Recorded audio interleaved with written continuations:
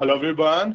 आप सब कैसे हैं? मैं उम्मीद करता हूं कि बहुत अच्छे होंगे और अपनी पढ़ाई को बहुत अच्छे से कर रहे होंगे। मैं Akash Kumar Bhadana ICT virtual classroom में आपका बहुत बहुत स्वागत करता हूं मेरे प्यारे बच्चों। जैसे आपको पता है 11वीं क्लास है हमारी बेसिकली, और इस 11वीं क्लास में हम लोग देख रहे हैं चैप्टर नंबर 12, विश्व की जलवायु एवं जलवायु परिवर्तन को हम लोग पढ़ रहे थे। कल हमने कोपेन के द्वारा आपका कुछ जो हमारा जलवायु का आपका वर्गीकरण किया गया था। हम कोपेन के जलवायु डिस्ट्रीब्यूशन को बेसिकली आपका देखेंगे कि कोपेन ने किस तरह से हमारे जलवायु का वितरण किया है, उसको हम समझेंगे।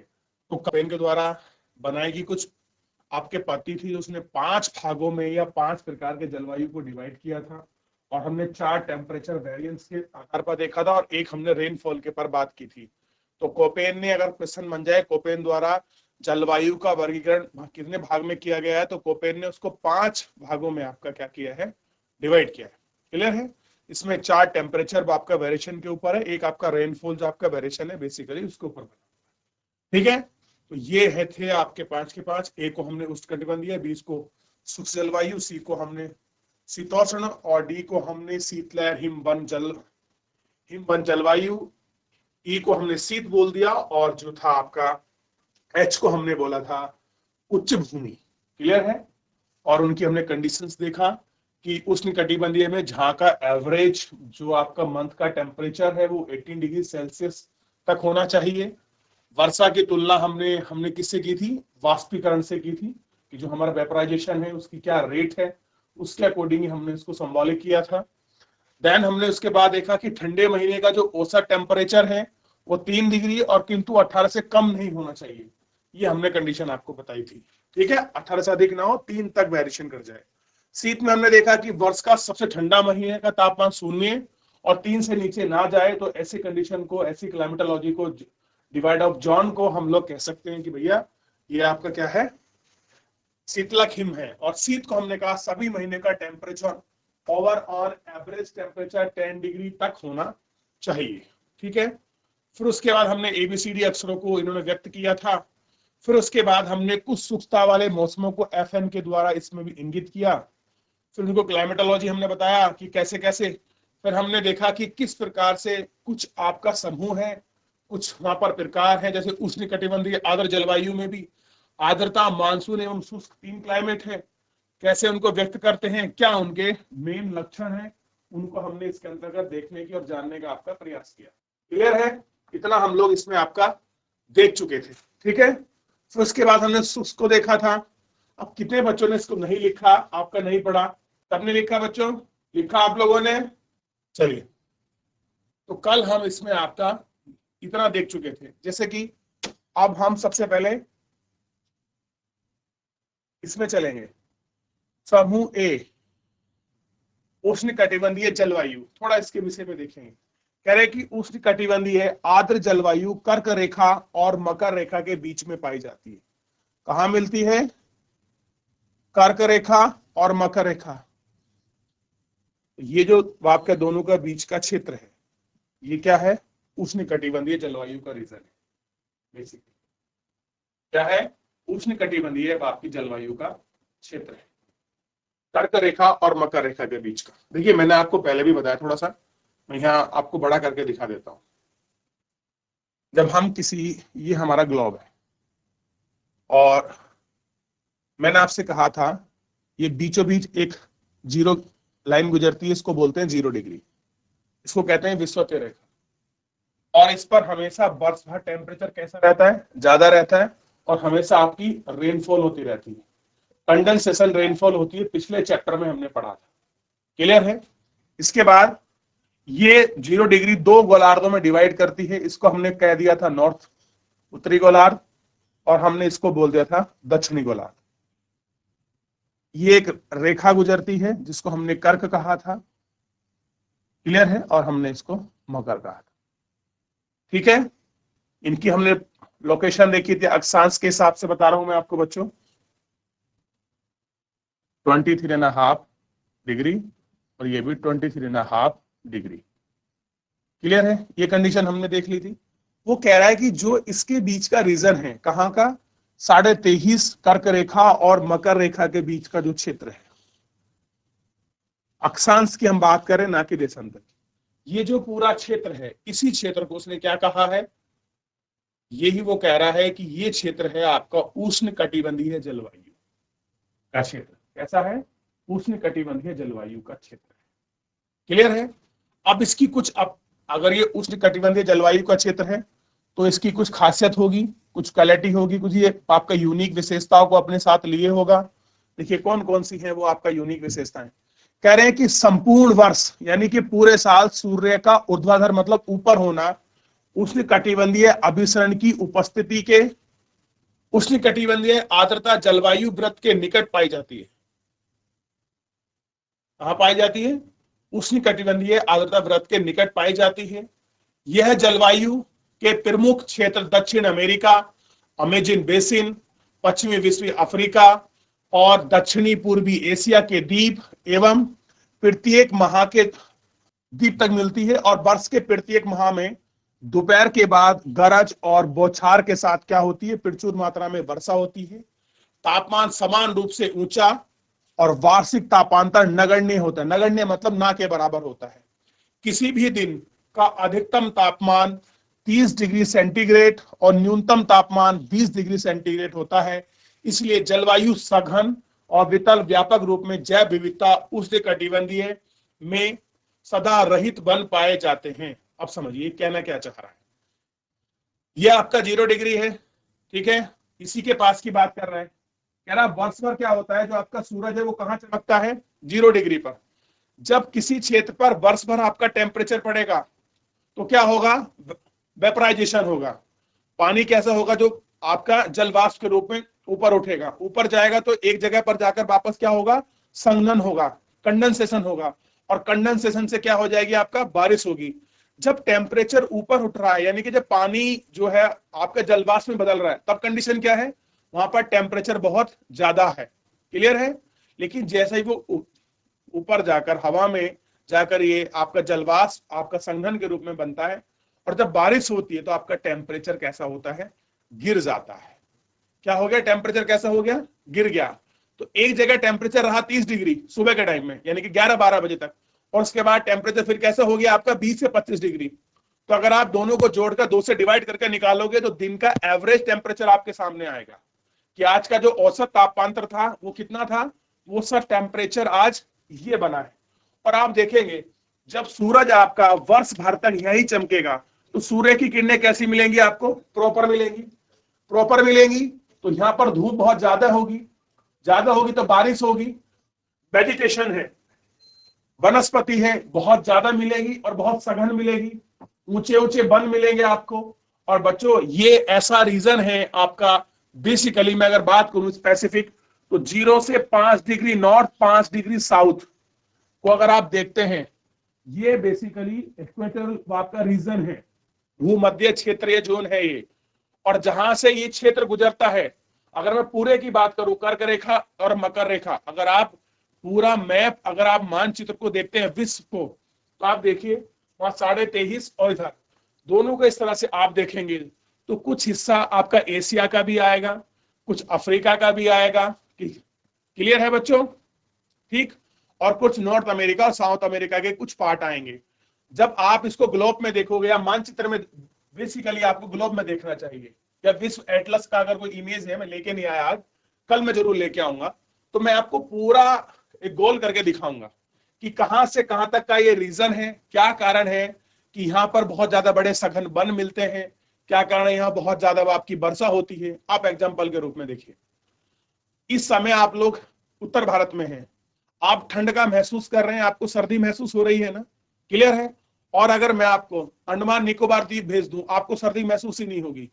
कारण है उसका, क्यों? क्योंकि वो क्या है? 0 डिग्री के नियरेस्ट है, 8 डिग्री 57 मिनट पर उसका लैटिट्यूड है। और हम कहां खड़े हैं? 23.5 से ऊपर है। क्लियर है? यानी कि 20-21 के आसपास है। तो हम क्या है? उच्च अक्षांश की तरफ है। और निम्न अक्षांश पर क्या है? आपका सूर्य है। तो सूर्य का हीट हमें प्रॉपर मिल रहा है, हीट मिल रहा है, तो यानी कि जो क्लाइमेटिकल कंडीशन 23.5 के ऊपर है वो नीचे नहीं है, क्योंकि वो जो आपका अंडमान निकोबार क्षेत्र है वो किसके नियरेस्ट आ रहा है? विषुवत रेखा के। तो वहां का टेम्परेचर कैसे वेरी कर रहा है? उस प्रकार वेरी कर रहा है। क्लियर है? अगर आप थोड़ा सा भारत की कंडीशन को देखें, ये देखिए इस तरह से मैंने बना दिया। अब जीरो, ये जो आपकी 23.5 है, ये कहां से गुजरी है? भारत के बीचों बीच से। अंडमान निकोबार द्वीप समूह कहां है? इस तरीके से। और ये है आपका 0 डिग्री लाइन, और ये कहां तक टच होता है? 8 डिग्री तक। तो ये तो यहां वैसे ही जा रहा है। तमिलनाडु जाओगे, आंध्र प्रदेश जाओगे, वहां टेम्परेचर गर्म है, वहां ठंड है ही नहीं। वो लोग ठंड को महसूस ही नहीं करते हैं। क्यों नहीं महसूस करते? उसका रीजन ये है क्योंकि ये क्षेत्र विषुवत रेखा के पास है, और विषुवत रेखा के पास है यानी कि इनको टेम्परेचर प्रॉपर मिल रहा है, और टेम्परेचर प्रॉपर मिल रहा है तो इनके पास क्या है? वही कारण है कि कोस्टल एरिया वाली जो आपकी कंडीशन होती है, स्पेसिफिक जोन में आ जाते हैं फिर। क्लियर है? इसलिए ठंड भी नहीं पड़ती इतनी। ठंड कहां पड़ती है? आप ठंड को कहां महसूस करोगे? इससे ऊपर वाले क्षेत्र पर, 23.5 से ऊपर में। क्योंकि ये क्या हो रहा है? ये आपके पोलर की तरफ बढ़ रहा है, उच्च अक्षांश पर जा रहा है। आप देखिए उत्तरी गोलार्ध में आप जितना ऊपर बढ़ेंगे, आप यूपी जाइए, आप दिल्ली जाइए, हरियाणा जाइए, जम्मू कश्मीर जाइए, उत्तराखंड जाइए, हिमाचल जाइए, पंजाब जाइए, आपको कड़क सर्दी एहसास होगी। क्लियर है? तो जितना वेरिएशन आपको अक्षांश बदलने पर भी मिल जाएगा। अब आप देखिए, अगर आप इस समय आप जाओगे, एक मैं आपको नॉर्मल सी बात बताता हूँ। आप साउथ की फिल्में देखते हैं, बहुत मैं आपको कॉमन बात है, आप उसको समझने का प्रयास करें। तो साउथ की फिल्मों में कभी आपने किसी को जर्सी स्वेटर में देखा है? आप बताइए मुझे। और आप उधर उत्तर भारत की फिल्में देखिए, सब में जर्सी में टोपा पहने हुए, चादर ओढ़े हुए दिखाई देगा। कारण है, जब हमारे यहाँ ठंड है तो हम अगर उस समय में कोई सूट कर रहे होते हैं, महसूस होता है ना, तो हम पहनते हैं। आप साउथ में देखिए, वो किस में रहेंगे? हमेशा लुंगी में और आपका शर्ट या टी शर्ट में रहेंगे। क्यों? क्योंकि वहां गर्मी है, इसलिए। ये चीज अगर थोड़ा थोड़ा आप लोग आइडिया लगाओगे तो ज्योग्राफी आपको जीवन में हर जगह दिखाई देगी।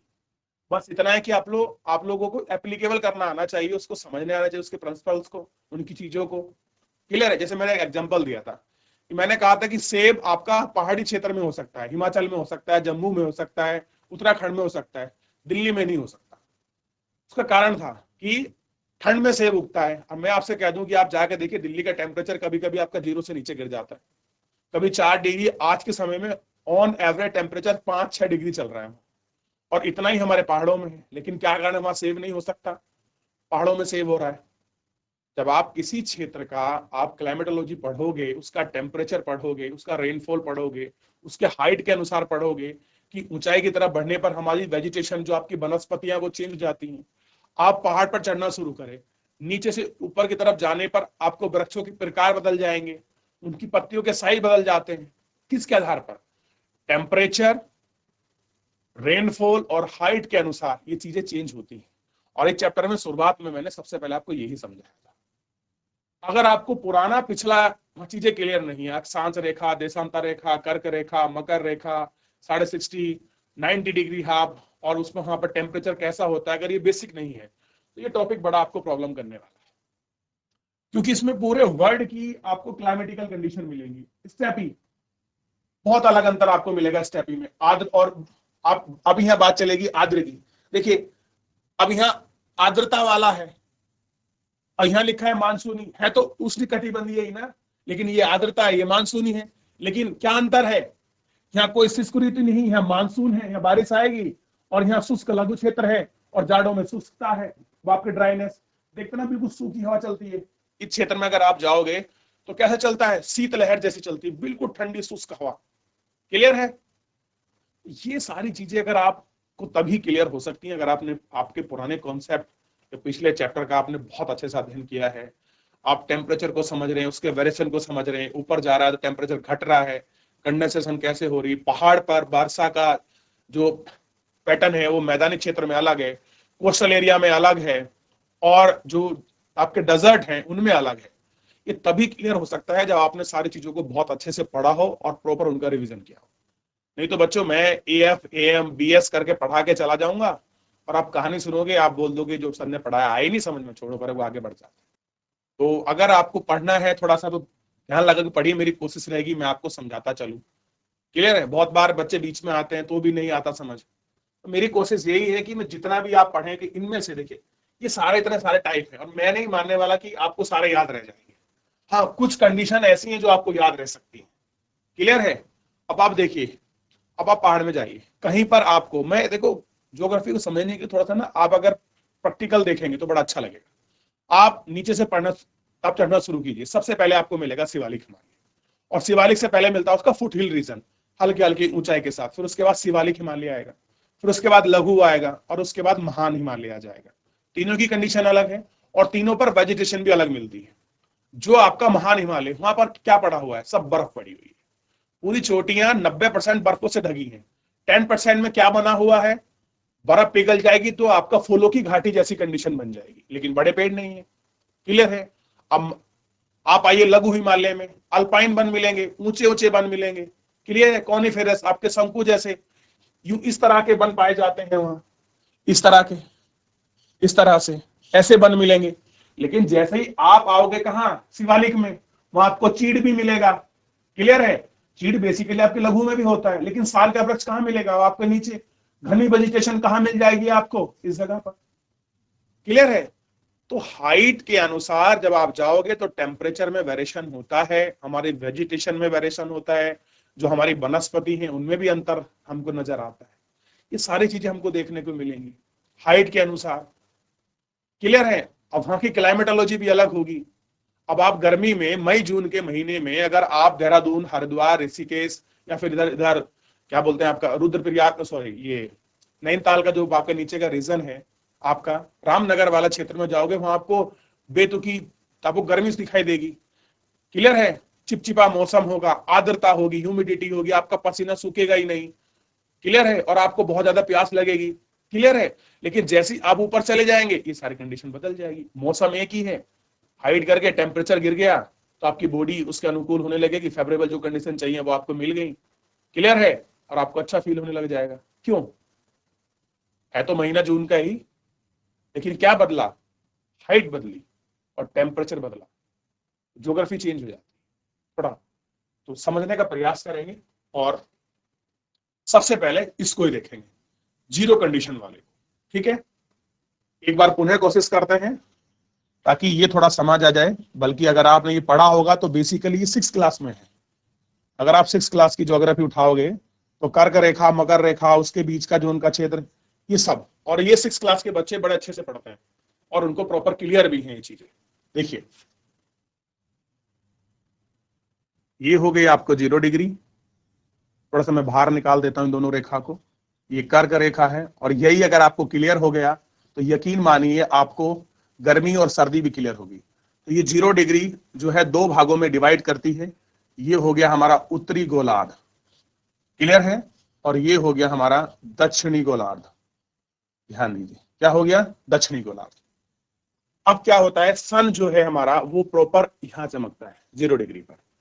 इसलिए यहां पर आप देखेंगे, यहां पर कभी भी आपका मौसम परिवर्तन होता ही नहीं। यहाँ केवल एक ही पैटर्न है जो पूरे साल भर फॉलो होता है। हमने पढ़ा ना अभी, ये देखिए क्या कह रहे हैं कि संपूर्ण वर्ष, पूरे साल, संपूर्ण वर्ष का मतलब है आपका पूरे साल सूर्य का ऊर्ध्वाधर यानी कि सीधी तथा अंतर उष्ण कटिबंधीय अभिसरण, क्या होता है? अभिसरण होता है। यहाँ अगर हवाएं मिलती उठती है, यहां से ऊपर होता है, ठीक है, उपस्थित होती है। और क्या होता है? उष्ण कटिबंधीय आर्द्र जलवायु विषुवत रेखा के निकट पाई जाती है। और यह जलवायु प्रमुख क्षेत्र कहां मिलेगी? अमेरिका का अमेजन बेसिन। क्लियर है? दक्षिण अमेरिका, नॉट अमेरिका। अमेरिका में 2 कॉन्टिनेंटल हैं, एक उत्तरी अमेरिका, एक दक्षिणी अमेरिका। किसकी बात कर रहा हूं मैं? दक्षिणी अमेरिका की। क्लियर है? कौन सा रीजन है ये आपका ब्राजील वाला रीजन है। क्लियर है? कहां का रीजन है? ब्राजील वाला, अगर आप मैप को देखोगे। क्लियर है?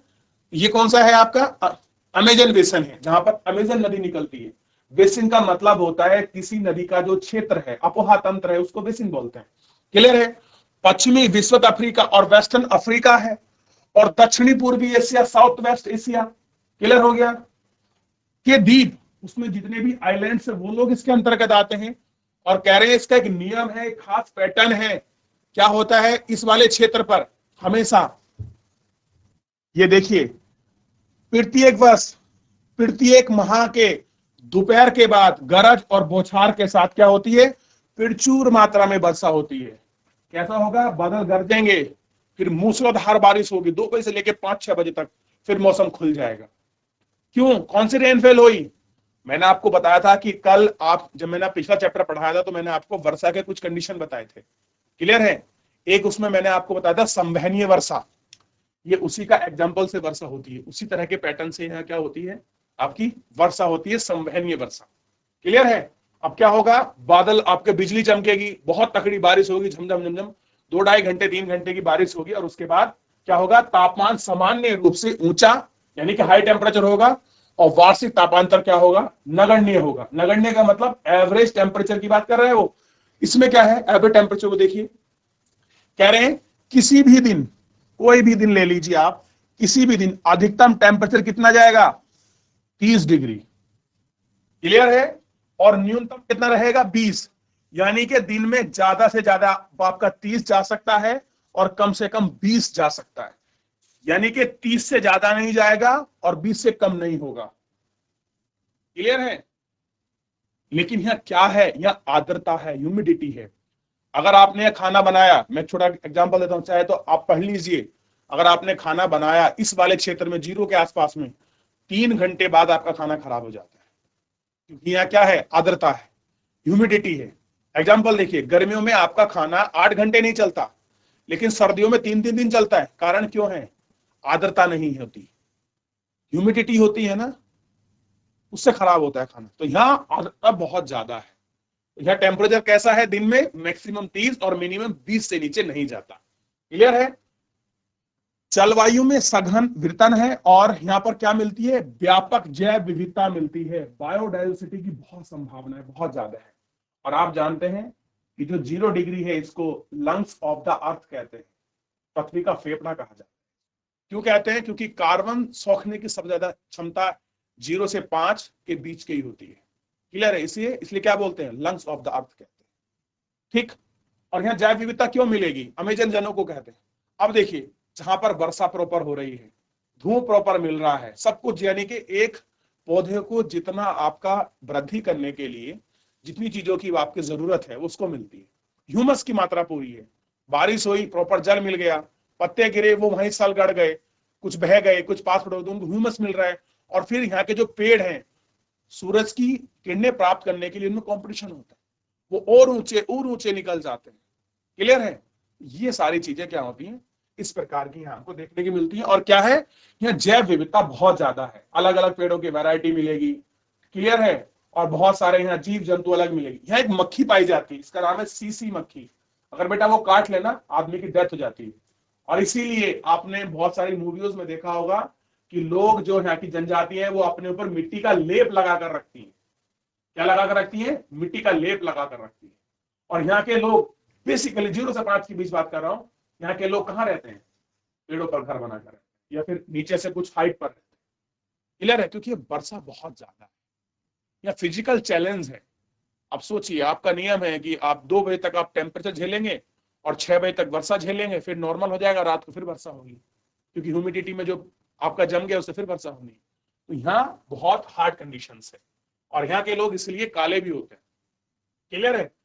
आदमी का जो रंग है वो सब आपका फिजिकल ज्योग्राफी पर, जो हमारी ज्योग्राफी उसी के ऊपर डिपेंड करता है। क्लियर है? जैसी जिसकी जलवायु होगी उसी के अनुसार ये सारी चीजें होती हैं। तो एक हमारा क्लियर हुआ। दूसरे पर हम पहुंचते हैं, जिसकी हम बात कर रहे हैं। दूसरा है उष्णकटिबंधीय मानसून जलवायु। मानसून उष्णकटिबंधीय यानी कि ए, और मानसून का मतलब एम। तो एम क्या हो गया, उष्णकटिबंधीय मानसून आपका जलवायु। ये कहां है, आइए तो ये देखिए, अभी हमने किसके विषय में पढ़ा था, ध्यान दीजिए, अभी हमने एएफ की कंडीशन को पढ़ा है, ये हम पढ़ चुके हैं। अब कहां आ गए हैं, एम पर पढ़ रहे हैं, लेकिन पार्ट किसका है, ए का ही है। तो उष्णकटिबंधीय मानसून, अभी क्या पढ़ रहे थे, आर्द्रता के विषय में पढ़ रहे थे, अब किसके पढ़ेंगे, मानसून के विषय में पढ़ेंगे। ध्यान दीजिए थोड़ा सा, क्या कह रहे हैं कि उष्णकटिबंधीय मानसून जलवायु कहां मिलती है, भारतीय उपमहाद्वीप, दक्षिणी अमेरिका, उत्तर पूर्वी भाग और वेस्टर्न ऑस्ट्रेलिया में पाई जाती है। अगर आज मैं वर्ल्ड का मैप लेके आता तो शायद ये आपको पढ़ने में और भी मजा आता, और मैं कल लेके आऊंगा पक्का, अगर आप लोग रहोगे। मैं पूरा ग्लोब आपको सामने मैप होगी, वहां पूरा इमेज होगा, और मैं बताऊंगा यहाँ ऐसे क्यों मिल रहा है, क्या कारण है कि ये प्रॉपर एक ही क्षेत्र में मिलता है किसी में। अब देखिए, ऑस्ट्रेलिया का कौन सा पार्ट है, उत्तरी पार्ट है। क्लियर है? भारतीय उपमहाद्वीप में मिल रहा है, उपमहाद्वीप, भारत को उपमहाद्वीप क्यों बोलते हैं, क्योंकि आप देखेंगे ये 3 ओर से आपका जल से घिरा है और एक ओर से किससे घिरा है, हिमालय से। तो इसलिए हमारी कंडीशन कैसी है, ना तो द्वीप है और ना आपका लैंड लॉक है, तो हम क्या हो गए, उपमहाद्वीप की कंडीशन में हो गए। क्लियर है। और आप जानते हैं, ये देखिए ये हुआ भारत। अब यहां पर क्या है, पूरा अरब सागर, यहाँ बंगाल की खाड़ी और नीचे क्या है, हिंद महासागर। ऐसा ही है ना हमारे साथ कुछ। ऊपर क्या है हमारा, यहाँ पर हमारा क्या है, हिमालय है। तो इसलिए हम क्या है, उपमहाद्वीप। चलिए, अब होता क्या है इस कंडीशन में, भारी वर्षा अधिकतर गर्मियों में होती है। अब देखिए यह कंडीशन है, क्या कंडीशन आ गई, ध्यान दीजिए। यहां बारिश कब होगी, भारी बारिश अधिकतर कब होती है, अधिकतर कहा है, मोस्ट प्रोबेबली चांसेस है कि वर्षा कहां होगी, गर्मी के मौसम में ही होगी। और शीत ऋतु कैसी होती है, शुष्क होती है, ड्राई। आप जानते हैं अभी शीतलहर चल रही है, ठंडी बिल्कुल शुष्क, निचोड़ देने वाली। क्लियर है। तो हम क्या कहते हैं कि भगवान कम से कम एक बारिश ही हो जाए। आज बारिश हुई है ना, तो कुछ ठंड से राहत मिलेगी। अगर बारिश होगी तो क्या होगी, ठंड से राहत मिलेगी, क्योंकि जो शुष्क हवा चल रही थी उससे बच जाएंगे हम। तो कैसी होती है, मोस्टली गर्मियों में वर्षा होती है। और क्या होती है, शीत ऋतु शुष्क होती है, ड्राई। ठीक है। और जलवायु के इस प्रकार का विस्तृत जलावली वितरण भारत के भौतिक पर्यावरण की एनसीईआरटी में, अगर उसको मोस्ट रूप से पढ़ना है तो आपको भारत का भौतिक पर्यावरण आपको पढ़ना होगा, भारत की भूगोल आपको पढ़नी होगी। क्लियर है। अभी तो आपके पास ज्योग्राफी में आप 12th में जाओगे तो एक और मिल जाएगा आपको, जनसंख्या भूगोल मिल जाएगा। क्लियर है। आर्थिक भूगोल पढ़ने के लिए मिल जाएगा। भूगोल की बहुत सारी शाखा है। अगर आप ज्योग्राफी से ऑप्शनल, मतलब अगर आप लोग ग्रेजुएशन करेंगे फिर पोस्ट ग्रेजुएशन करेंगे, क्लियर है, तो और आपको ज्योग्राफी पढ़ने का मौका मिलेगा और आपको पता लगेगा देश और दुनिया कैसे बसी हुई है इसके अंदर। क्लियर है। और कैसे हमारा जो आपके इन्वायरमेंट है ज्योग्राफी पर ही डिपेंड है, इसी से आपका जुड़ा हुआ है। ये सारी चीजें पढ़ोगे तो मिल जाएगा। तो मोस्टली हमको इतना ध्यान रखना है कि जो उष्ण कटिबंधीय मानसूनी जलवायु है, ये भारतीय उपमहाद्वीप क्षेत्र इसमें आता है। मोस्टली गर्मियों के दिनों में वर्षा होती है और सर्दियों में कैसी होती है, सर्दी आपकी शुष्क होती है, ड्राई होती है। क्लियर है। ये हमको मिला। आगे पहुंचेंगे हम लोग, इसी का तीसरा सब पार्ट है, इसको सी बोल सकते हैं, उष्ण कटिबंधीय आर्द्र एवं शुष्क जलवायु।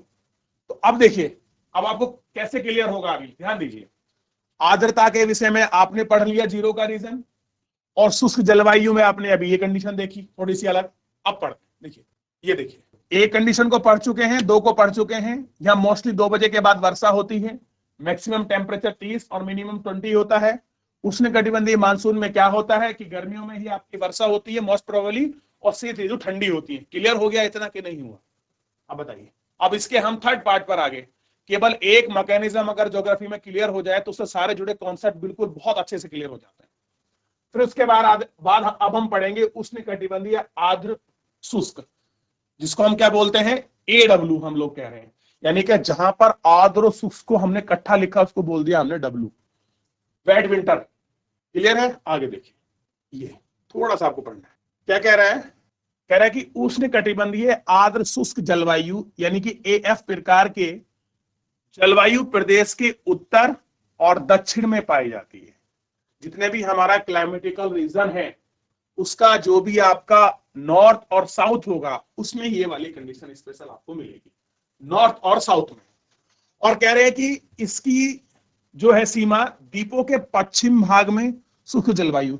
जितने भी आपके कॉन्टिनेंटल है, आपके महाद्वीप है, 7 महाद्वीप, क्लियर है, कौन कौन से, Asia, Europe, Africa, north America, south America, Australia और अंटार्कटिका में आप देखोगे जो महाद्वीप का वेस्टर्न भाग है, जो पश्चिमी भाग है, महाद्वीपों के पश्चिमी भाग में आपको शुष्क जलवायु मिलती है। क्या मिलती है, शुष्क जलवायु।